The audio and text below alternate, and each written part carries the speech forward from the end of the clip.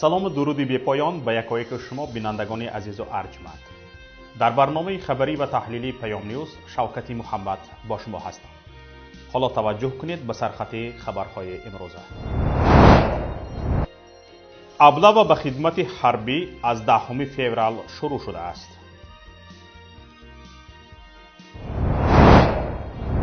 اشتراک محیدین کبیری در کنفرانس بین المللی سازمان ملل متحد در ژنو.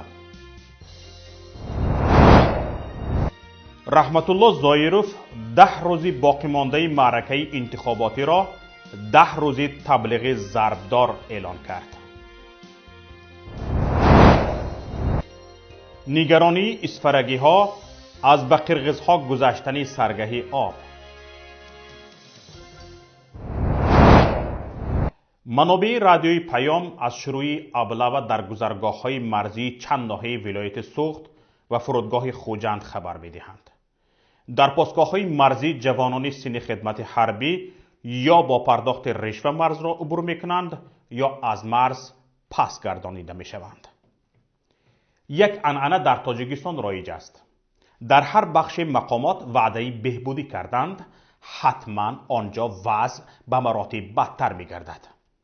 چندی پیش مقامات وزارت دفاع وعده کردند میخواهند ابله را به کلی از بین برند و برای این در اولین قدم خدمت در ارتش را از 2 سال تا به 1.5 سال پایان میبرند. اکنون اگر قبلا بازداشت جوانان سن خدمت حربی از 1 اپریل شروع میشد، امسال بعد وعده از بین بردن آن از 10 فوریه شروع شده است. این هم در حالی که فرمان دعوتی بهاری از جانب رئیس جمهور هنوز امضا نشده است. عادتا این فرمان در نیمه دوم ماه مارس امضا می گردد.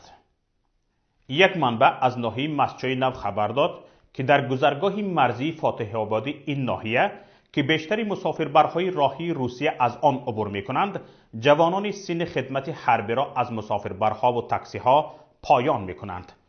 تنها در صورت پرداخت رشوه که حد اقلش 500 روبل روسی را تشکیل می دهد به آنها اجازه عبور مرز می دهند.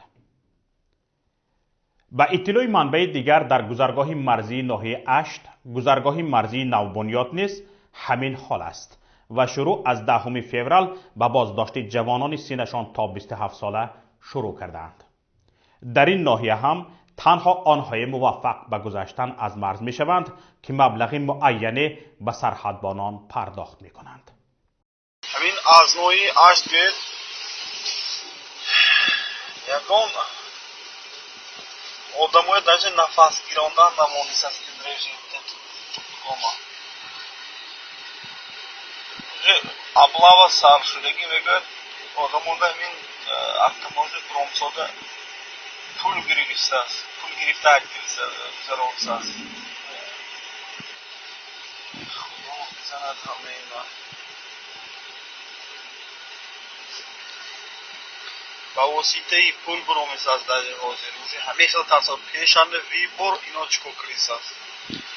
یکتاش میبرود میگوید ابله تمام جای ابله تمام уже پیشتر اماهی اپریل سر شد حاضر از 10 فوریه سر شد ابله. درباره همین گونه ابله ها چند منبع از ناحیه پنجکین خبر می‌دهند. در گذرگاه های این ناحیه هم جوانان سن خدمت در مرز بازداشت می شوند. اما وضع در نواحی شرق کشور به خصوص ناحیه رشت به مراتب سنگین تر از شمال آن است. در آنجا از تجربه سال گذشته وارخ و چارکوه استفاده میبرند. والدان جوانان تا 27 ساله به اداره امنیتی این ناحیه برده شده از آنها طلب کرده می شود که فرزندانشان را از روسیه برگردانیده به خدمت حربی فرستند. طبق اطلاع یک منبع، رئیس جماعت قلعه‌نک ناحیه رشت با کمک رئیس شعبه امنیتی این ناحیه نورعلی مرادوف ملقب به نورعلی سیاه در اول ماه فوریه یعنی 2 ماه قبل از آغاز دعوت به ارتش 15 نفر جوانان را از روسیه برگردانیده است. این جوانان الکی از تشخیص طبی گذرانیده شدند و برابر شروع معرکه دعوت به ارتش در اولین نوبت فرستاده خواهند شد. با فشار به والدان این جوانان که برخی 2 روز در اداره امنیت نگاه داشته شده‌اند، همه آنها مجبور به بازگشت از روسیه شده‌اند. همین منبع میگوید والدان 2 برادری که در روسیه قرار دارند نتوانستند آنها را برگردانند. به خاطر اجرا نکردن فرمان رئیس جماعت و رئیس شعبه کمیته دولتی امنیت ملی، فرزند سوم آنها که دانشجو بوده است از دانشگاه اخراج و در بازداشت قرار گرفته است. در طول 2 سال یک رئیس اومد تولدش 90 به جماعت قلعه که ناحیه رشته به نهایت جوانها را نسبت همی خدمت حربی غم میدهد. خیلی через امنیت начальник امنیت نورالی سیاه میگن. لقبی نورالی سیاه فامیلش نمیدونم راستی. از همین سبب через امنیت پدر مادرش فریاد میکنن، میگه که بچه اگر نیاریم ما چون میکنیم، یکم مقصد یکم وای میکنیم. امنیت خیلی برادر چندین جوان امی باید بلیت بگیرن برام تاجیکستان امی عبدالله بخاری ده و یک دوستم در مسکو علاقه کردم، میگه که یا بچه خطیم کار میکنه، میگه پلین نداره که بلیت بگیره تاجیکستان بروه. از امنیت مجبور دارن پدر مادرش که فریاد میکنن و امنیت میان مجبور شدن که بچه تا روی کنه خدمت کنه. و در ابلاغی که چیرماه چندین خانه ها را همین تکران مجبور در آمدن با چوشرهای خواب گرفتن و وقتی که در آمدن همون کهلینا چند تاش چه نگن ای ترسه اجنواره شدن و یک مردکی گره فریاد میکنن 2 بچهش در مسکوه یا بچهش سودین تای زاستویچ میکنن، میگن که بچه‌ی مسکوه تا یک تاشه بیور خدمت کنه. از سبب که یا پل نمیومن تاجیکستان برون، بچه‌ای که سودین کالج میخوند همه یا با خدمت روی میکنن بچه. حالا 10 مکتوب درباره رئیس جماعت قلعه‌نک ناحیه رشت دسترسی پایگاه اطلاعاتی تحلیلی پیام شده است و روزهای نزدیک در این باره خواهیم گفت.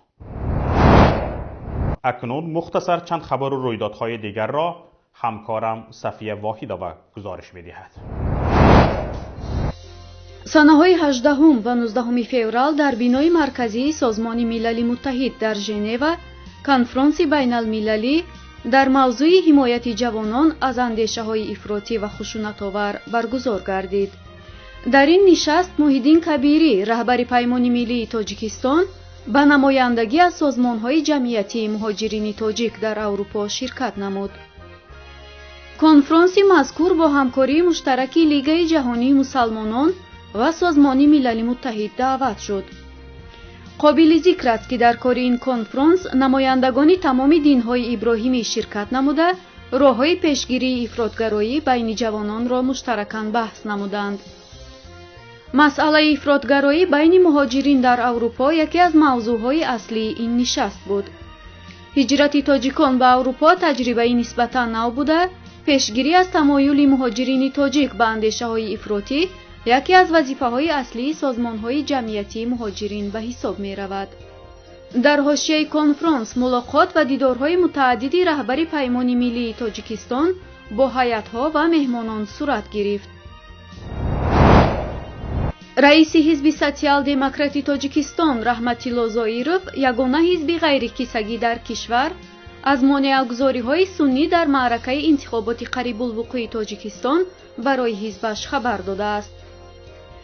зоиров бо пахши изҳороте чанде аз монеаҳоро зикр карда, аз фаъолони ҷомеаи шаҳрвандӣ ва умуман шаҳрвандон даъват кардааст дар маъракаи пеш аз интихоботӣ фаъол бошанд. дар изҳорот бо нигаронӣ гуфта шудааст ки маъракаи интихоботӣ ҳоло расман оғоз нашуда, то анҷоми он 10 рӯз монд. раиси ҳизби социал-демократи тоҷикистон ёдовар шудааст ки дар интихоботи соли 2015 шаҳодатномаҳои номзадҳо 20 ва 21 январи соли 2015 дода шуданд. зоиров афзудааст, ҳоло кумитаи марказии интихобот ва райпурсӣ ба чунин тарз қарор дод ки номзадҳо ба вакилӣ аз ҳизбҳои сиёсӣ 5 феврали 2020 ба қайд гирифта шуда, 6 феврали соли 2020 шаҳодатномаҳо дода шуданд, 16 рӯз пас аз соли 2015. این سیاستمداری تاجیک میگوید حزب‌های سیاسی 8 و 9 فوریه سال 2020 از بودجه پول گرفتند. حزب سوسیال دموکراتی تاجیکستان باشد تنها 14 فوریه سال 2020 از بودجه پول را به دست آورد. همه حزب‌های سیاسی شهادتنامه‌های شخصانی با اعتماد را 6 و 7 فوریه سال 2020 گرفتند. به حزب سوسیال دموکراتی تاجیکستان باشد این شهادتنامه‌ها را 17 فوریه سال 2020 دادند. با گفته زوئیروف انتخابات در تاجیکستان تحت نظارت پوره نظام بیوروکراتی برگزار می شود. با وجود رئیس حزب سوسیال دموکراتی تاجیکستان در این اظهاراتش 10 روز باقی مانده معرکه انتخابات را 10 روز تبلیغ ضربدار اعلام کرده است. در آخر اظهارات رئیس حزب سوسیال دموکراتی تاجیکستان از همه شهروندان حزب‌های سیاسی و سایت اخبار عامه دعوت کرده است که 10 روز آخرین معرکه انتخاباتی را در سطح بلندترین فعالیت و معرفت اهالی و انتخاب کنندگان صرف کنند.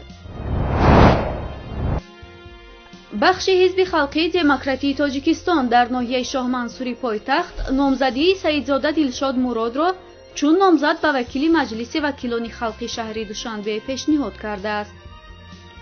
سعیدزاده دلشاد مراد پسر محافظ رئیس جمهور مراد سعیدوف است. سعیدزاده سردار ناظرات دولتی ایارگیری نزد وزارت مالیه می باشد. این اداره صفت متال‌های گرانبها را نظارت می کند. یعنی برای گرفتن اجازتنامه کارکردی متال‌های گرانبها، طلا، نقره، پلاتینوم و غیره امضای دلشاد سعیدزاده ضرور است. الیتای سیاسی اطراف امامعلی رحمان کایها با وارد کردن فرزندانشان به سیاست و تقسیم منصب‌های کلیدی در کشور شروع کردند. بیشتر فرزندان وزیران و رئیسان کمیته‌ها در منصب‌های بلند دولتی کار می‌کنند. مراد سعیدوف هرچند محافظ است، تأثیرش از وزیران و رئیسان کمتر نیست. مراد می‌تواند مستقیما به رئیسان ناحیه‌ها و منصبداران سطحی میانه سپارش دهد. 2 سال قبل مراد تلخ مسجدی را در دهه خواجه قینری ناحیه واسه خراب کرد تا در جای آن که در موضع خوشاب و هوا جایگیر است به خودش قصر بنیاد کند. وقتی ساکنان در این باره به پیام اطلاع دادند و این خبر پیگیری و نشر شد، مراد سعیدوف به رئیس ناحیه واسه و مقامات امنیتی و انتظامی این ناحیه سپارش می‌دهد که نفری خبر داده را پیدا کنند. این چنین به مقامات دستور داده است که مردم محلی و خصوص اهل آن مسجد تخریب کرده اش را مجبور کنند تا با نشر یک ردیه دروغین از مراد سعیدوف محافظ رئیس جمهور تعریف و توصیف و حمایت کنند. مقامات محلی پس از این امر مراد تلخ چند نفر ساکنان از جمله ساکن دهه خواجه قینر عمر علی فیضوف را دعوت به بازپرسی کردند. همزمان کارمندان مقامات قدرتی به آن ده رفته بعضی موسفیدان و کهنسال‌های نمازخوان را به خاطر نشر این خبر بی اساس تحقیر و توهین کرده گفتند که نباید این خبر رسانه‌ای و نام محافظ رئیس جمهور داغدار می‌گردید. ساکنان شهرک سامانیان تاجیکستان از واگذاری این منطقه به قرقیزستان در قالب برنامه عوض‌کنی زمین‌ها برای پایان دادن به اختلاف مرزی ابراز نگرانی کردند. ساکنان شهرک سامانیان ناحیه اسفره گفتند که در صورت واگذاری بخشی از این منطقه به قرقیزستان، طرف قرقیزی مجرای رودخانه اسفره را خواهد بست که این اقدام باعث می شود 41,000 ساکن منطقه چارکوه از آب نوشاکی محروم شوند. در حال حاضر در شهرک سامانیان 250 خانواده تاجیک و 85 خانواده قرقیز زندگی می کنند که مقامات تاجیکستان برای مشخص کردن خطهای مرزی با واگذاری بخش قرقیز نشینی این شهرک به قرقیزستان موافقت کردند. اما سرچشمه آب رودخانه اسفره در بخش قرقیز نشین واقع شده و هیچ تضمینی وجود ندارد که پس از واگذاری قرقیزستان سرچشمه رودخانه را نبندد.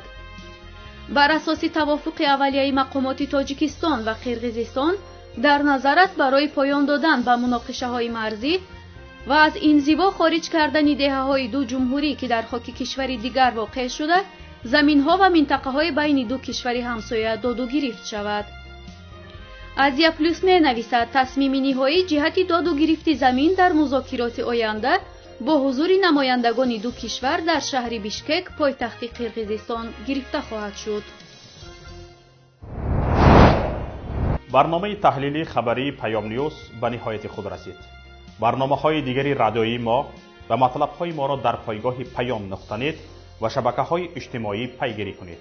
انتظار پیشنهاد ملاحظه‌ها و همکاری‌های شما هستیم. الله نگهبان شما. رادیوی پیام، صدای جدید در فضای اطلاعات. نصب ضمیمه نوی رادیو پیام در اپل و اندروید برای تلفن‌های همراه و لاب‌های الکترونی پلانشت به شما امکان می‌دهد که 24 ساعت تازه‌ترین و دقیق‌ترین خبرها، تحلیل‌های سیاسی، اقتصادی، اجتماعی، برنامه‌های دینی و فرهنگی، قصه‌های جالب و شنیدنی، گفتگوهای مستقیم با سیاستمداران، کارشناسان و ضیائیان را بشنوید. با ما باشید. رادیوی پیام، همسفر به سوی زندگی بهتر.